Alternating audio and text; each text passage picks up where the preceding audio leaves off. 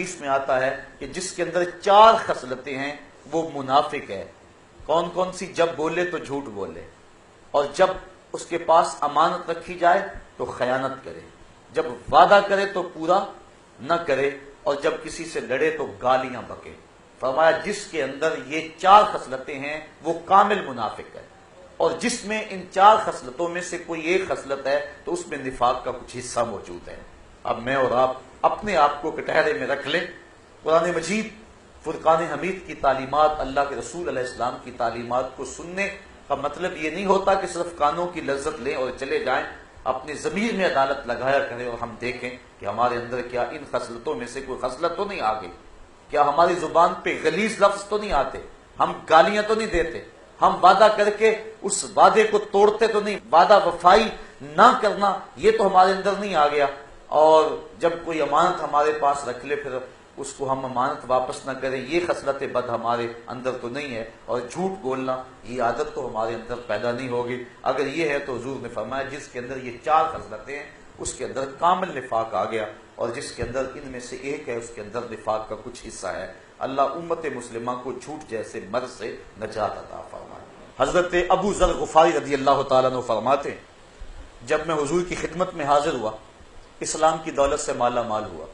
آقا کریم نے مجھ سے وعدے لیے، ایک تو حق کہنا چاہے قیامت آ جائے،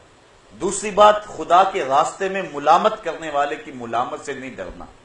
ابن حشام دیگر جو سیرت نگار ہیں انہوں نے اس روایت کو تفصیل کے ساتھ بیان کیا۔ فرماتے ہیں کہ میں حضور کی بارگاہ میں اسلام کی دولت سے مالا مال ہونے کے بعد سین حرم میں آیا، چونکہ رہنے والے مدینے کے تھے اور اسلام قبول کیا مکے میں آ کر۔ صنادید قریش اپنی نشستیں بچھائے بیٹھے ہوئے تھے، اور میں کعبۃ اللہ کی دیوار کے ساتھ کھڑا ہو گیا، اور میں نے اونچی زبان سے کہا لوگوں گواہ ہو جاؤ میں محمد عربی پر ایمان لے آیا ہوں۔ فرماتے ہیں ابھی لفظ میرے مکمل نہیں ہوئے تھے، مجھے نہیں پتا چلا کہ کہاں کہاں سے میرے اوپر پتھر برسنے لگے اور مجھے مارا پیٹا جانے لگا، اس قدر کہ میں لہو لہان ہو گیا اور موت کے بالکل قریب تھا کہ حضرت عباس بن عبد المطلب رضی اللہ تعالیٰ عنہ نے زور سے کہا اے قریش کے سرداروں اپنی معیشت پہ ترس کھاؤ، یہ شخص بنو غفار سے ہے، اور شام کو جو تمہارے قافلے جاتے ہیں وہ مدینے کے قریب سے گزر کے جاتے ہیں، اگر تم نے شخص کو قتل کر دیا تو یہ اپنی معیشت کا قتل ہوگا، تمہارا کوئی قافلہ سلامتی سے گزر نہیں سکے گا، اس لیے اس شخص کی بات نہیں ہے معیشت کی بات ہے۔ کہتے انہوں نے میرے اوپر ترس کھایا اور مجھے چھوڑ دیا، میں آب زمزم کے ساتھ زخموں کو دھویا اور پھر چادر لی اور سین حرم میں لیٹ گیا۔ اب سنیے لفظ اگلے، حضرت ابو ذر غفاری فرماتے ہیں پھر ساری رات مجھے نیند نہ آئی، خیال آتا ہے شاید نیند اس لیے نہ آئی ہوگی کہ زخم دکھتے ہوں گے، خون ریزتا ہوگا، لیکن ابو ذر غفاری رضی اللہ تعالیٰ عنہ سے پوچھئے، کہتے ہیں مجھے نیند اس وجہ سے نہ آئی کہ دن نہیں چڑھ رہا تھا، مجھے اتنا لطف آیا تھا مار کھانے میں،